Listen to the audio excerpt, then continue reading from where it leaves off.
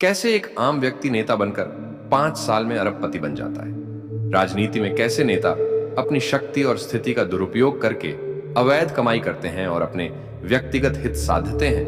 ये समझने के लिए हमें इसकी हर परत को बारीकी से देखना होगा। यहां पर हम विस्तार से समझेंगे कि कैसे एक नेता अपनी काली कमाई के जरिए सत्ता का फायदा उठाकर देश को लूटता है और उसके पीछे की चालें, तरीके और दिखावा क्या होते हैं। जानिए विस्तार पूर्वक आगे।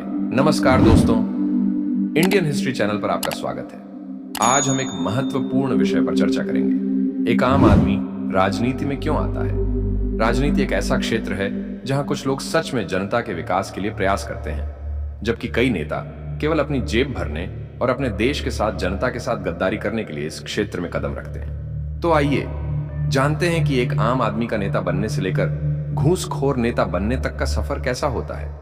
राजनीति का क्षेत्र ऐसा है जिसमें एक आम आदमी से लेकर बड़ा व्यवसायी तक शामिल होता है। इसमें प्रवेश करने से पहले एक नेता की सोच आमतौर पर स्पष्ट होती है: सत्ता प्राप्त कर अपने व्यक्तिगत और राजनीतिक उद्देश्यों को पूरा करना। जब एक नया नेता चुनाव जीतता है और शपथ ग्रहण करता है तो उसका प्राथमिक लक्ष्य होता है कि चुनाव में किए गए खर्चों की भरपाई करना। इसके लिए वह अपने सहयोगियों को विभिन्न प्रोजेक्ट्स और ठेके दिलाने में लगाता है। इस प्रक्रिया में उस शपथ की भावना अक्सर खो जाती है जिसे उसने जनता के कल्याण के लिए लिया था। चुनाव से पहले की तैयारी और निवेश जानिए आगे।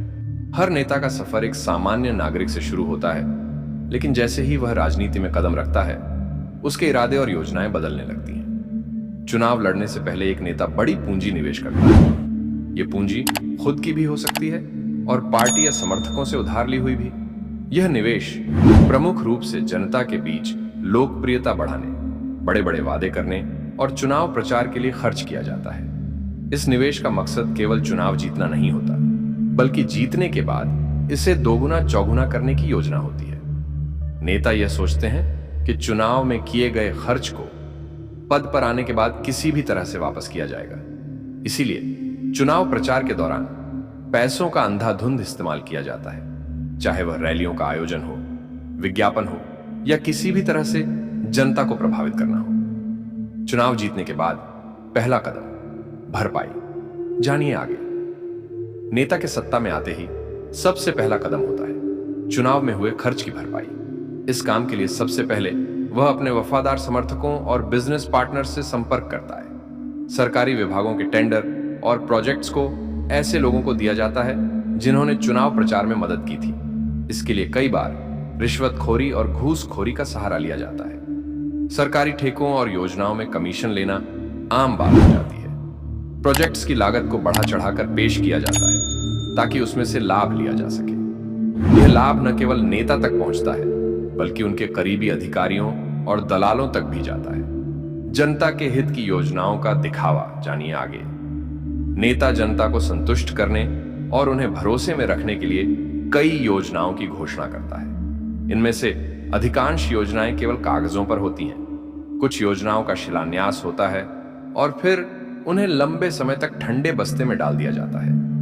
इन योजनाओं के नाम पर धनराशि जारी की जाती है जिसे नेता और उसके सहयोगी आपस में बांट लेते हैं। उदाहरण, एक सार्वजनिक निर्माण योजना जैसे पुल, सड़क या अस्पताल का प्रोजेक्ट लिया जाए। बजट में योजना की लागत बढ़ा चढ़ाकर पेश की जाती है और फिर उस अतिरिक्त धनराशि का एक बड़ा हिस्सा नेताओं और संबंधित अधिकारियों के बीच बंट जाता है। कुछ हिस्सा जनता को यह दिखाने के लिए उपयोग किया जाता है कि प्रोजेक्ट पर काम चल रहा है, लेकिन वह काम अधूरा ही रहता है। दिखावा और विलासिता की जिंदगी जानिए आगे। जब एक नेता सत्ता में आता है तो उसकी जीवन शैली में बड़ा बदलाव आता है। महंगे सूट, आलीशान गाड़ियां, विदेश यात्राएं, आलीशान बंगलों का निर्माण, यह सब उसके जीवन का हिस्सा बन जाते हैं। वह अपनी सार्वजनिक छवि को बनाए रखने के लिए इन चीजों का उपयोग करता है ताकि जनता उसे एक सफल और शक्तिशाली व्यक्ति माने। विदेश यात्राओं का उपयोग अक्सर सरकारी कामकाज की आड़ में किया जाता है। यह यात्राएं वास्तव में अवैध लेन देन और ब्लैक मनी को विदेशी बैंकों में स्थानांतरित करने का तरीका होती है। नेता और उसके सहयोगी विदेश में एक नेटवर्क बनाते हैं जिसमें विदेशी बैंक खाते और फर्जी कंपनियां शामिल होती हैं। इन खातों में काला धन जमा किया जाता है और फिर उसे वैध तरीके से देश में वापस लाने के लिए रियल एस्टेट, फर्जी निवेश योजनाएं और अन्य तरीके अपनाए जाते हैं। विदेशी बैंक खातों और संपत्तियों में निवेश, जानिए आगे। एक नेता अपनी काली कमाई को छुपाने के लिए अलग अलग तरीके अपनाता है। इनमें से एक मुख्य तरीका है विदेशी बैंक खातों में पैसा रखना। ऐसे बैंक खाते स्विट्जरलैंड, केमन द्वीप समूह या अन्य टैक्स हेवन देशों में होते हैं। ये देश अपने सख्त गोपनीयता कानूनों के कारण जाने जाते हैं। इस कारण नेता को यह यकीन रहता है कि उसकी काली कमाई सुरक्षित रहेगी। इसके अलावा नेता अपनी काली कमाई को रियल एस्टेट में भी निवेश करता है। कई बार संपत्तियां विदेशों में खरीदी जाती हैं ताकि उस पर किसी का ध्यान न जाए। इन संपत्तियों को फर्जी कंपनियों के नाम पर रखा जाता है ताकि उन पर किसी तरह की कानूनी कार्रवाई ना हो सके। मीडिया और प्रचार का इस्तेमाल, जानिए आगे। नेता अपनी छवि बनाए रखने और जनता को भ्रमित करने के लिए मीडिया का सहारा लेता है। वह ऐसे मीडिया चैनल्स को आर्थिक रूप से समर्थन देता है जो उसके पक्ष में खबरें चलाएं और उसकी आलोचनाओं को दबाएं। प्रेस कॉन्फ्रेंस, इंटरव्यू और अन्य प्रचार के माध्यम से वह यह दिखाने की कोशिश करता है कि वह जनता के हित में काम कर रहा है। कई बार मीडिया को नियंत्रित करने के लिए उसे धमकाया भी जाता है या फिर उसे रिश्वत देकर चुप कराया जाता है।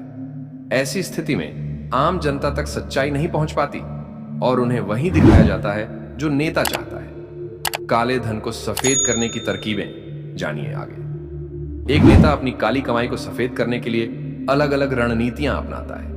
इसमें फर्जी कंपनियों के माध्यम से पैसे का लेन देन, रियल एस्टेट और प्रॉपर्टी में निवेश और नकली प्रोजेक्ट्स के जरिए पैसा निकालना शामिल है। कई बार नेता अपने परिवार के सदस्यों के नाम पर संपत्ति खरीदता है ताकि उस पर शक न हो। हवाला नेटवर्क भी काले धन को सफेद करने का एक प्रभावी तरीका है। हवाला के जरिए पैसा बिना किसी दस्तावेज के एक देश से दूसरे देश में स्थानांतरित हो जाता है। यह सिस्टम पूरी तरह से गैर कानूनी है, लेकिन इसका इस्तेमाल बड़े पैमाने पर किया जाता है। जनता का असंतोष और विरोध, जानिए कैसे।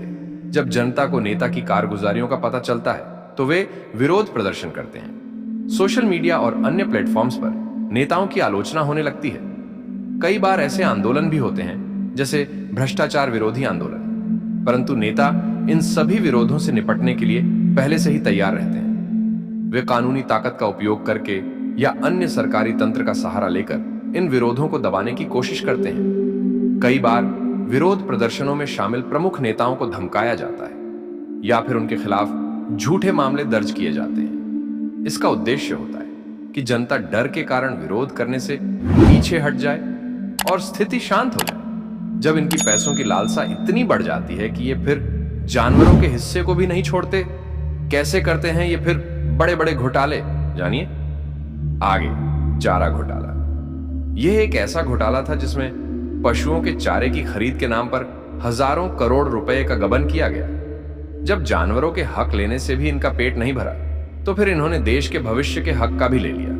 भर्ती घोटाला। इस घोटाले में शिक्षा और सरकारी नौकरियों में फर्जी तरीके से भर्ती की जाती है, जहां योग्य उम्मीदवारों की जगह पैसे देने वाले अयोग्य लोग चुने जाते हैं। दोस्तों, तभी तो हमारे देश में बिना डिग्री के फर्जी आईपीएस बने घूमते फिरते हैं। ये इन लूटखोर नेताओं के कारण ही है जो घूस देकर नौकरी लगा होगा।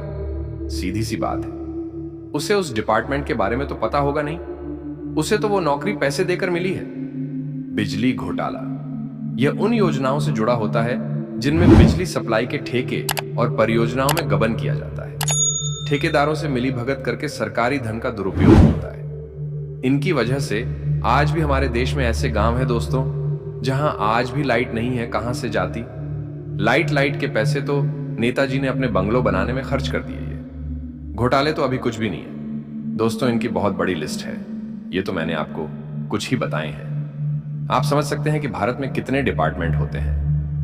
इन सब से ये अपनी जेब भरते हैं। जब तक इनको नहीं दोगे तो आपका काम नहीं होगा। जब ये घूसखोर नेता इन सभी से अपना हिस्सा ले लेते हैं तब ये एक नया टॉपिक ढूंढते हैं। बहुत हो गई लूट, अब कुछ अलग करते हैं, फिर ये ऐसा भी करते हैं। देखिए आगे, नेताओं की यौन शोषण की घटनाएं, भ्रष्टाचार और सत्ता के नशे में चूर।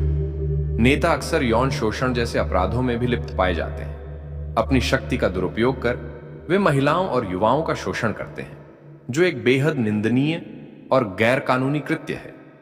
ऐसे मामलों में अक्सर सबूत मिटा दिए जाते हैं और पीड़ितों को चुप करा दिया जाता है। हाँ, ये ऐसा भी करते हैं। आपने कई बार ऐसी घटनाओं के बारे में सुना भी होगा। ये सच है। जब कोई इनके जाल में नहीं फंसता है तो या तो ये घूसखोर नेता उसको रास्ते से हटा देते हैं या फिर उसका कैरियर बर्बाद कर देते हैं। आज के कुछ घूसखोर नेताओं के कारनामे बारे, उनके कार्य के बारे में तो आपने जान लिया होगा। अब थोड़ा अपने इतिहास में हुए कुछ महान नेताओं के बारे में भी जान लेते हैं।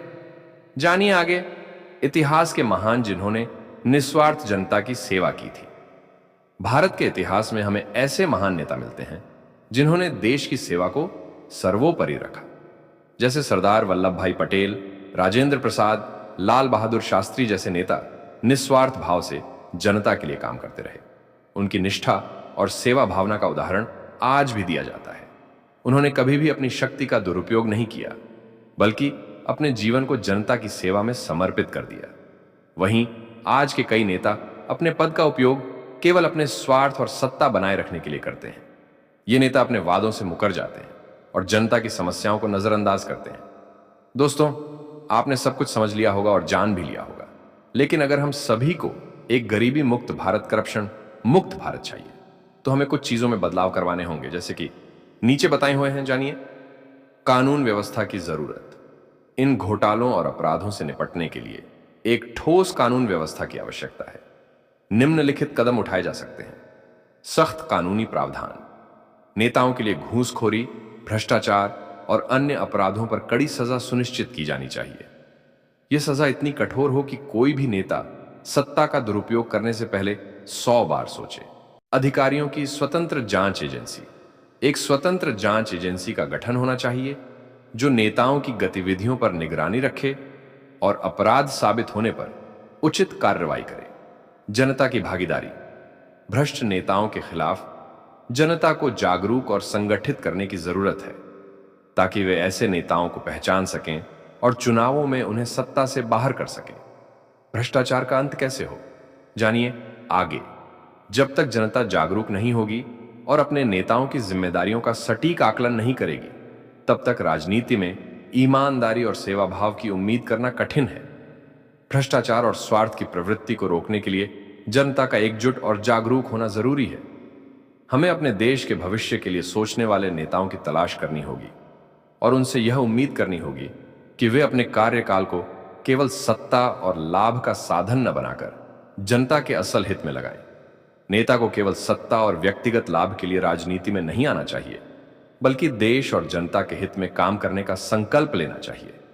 हमें ऐसे नेताओं की जरूरत है जो देश की प्रगति और विकास के लिए ईमानदारी से काम करें और देश की जनता के प्रति जवाबदेह रहें।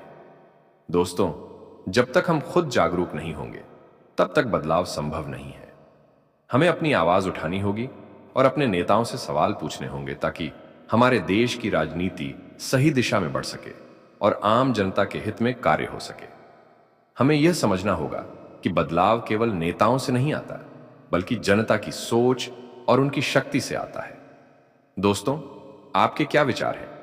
क्या हम ऐसे नेताओं से आशा रख सकते हैं कि वे अपनी जिम्मेदारियों को निभाएं, या हमें निस्वार्थ सेवा और ईमानदारी की नई मिसाल स्थापित करने वाले नेताओं की प्रतीक्षा करनी होगी?